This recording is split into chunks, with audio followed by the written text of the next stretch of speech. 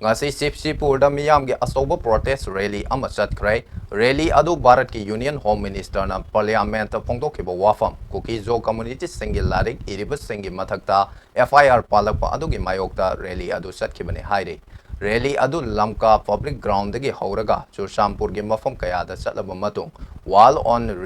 remembrance the lanthung from oike Miyoi Lising Tara Henbana Saruk Yakiba rally Aduda Lok Sabha the Union Home Minister Amit Shahana Manipur the Talk Leba Irang Asi Aran Bamong the Laibak Asida Sanglakpa refugees sing the Maram Oiraka Tolakpa Irang ni Haina Fongdokiba Wapam Adubuso Akan Bamong the Yaning the Fongdoke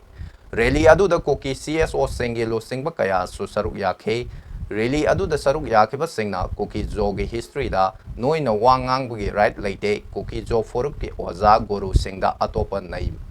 Naiva Lepo Kuki Aikoigi Itihas Ti Namtabangam Loy Hain Eva Banner Sing Sizinake Sub Manana Dabi Asi Tauduna So Morege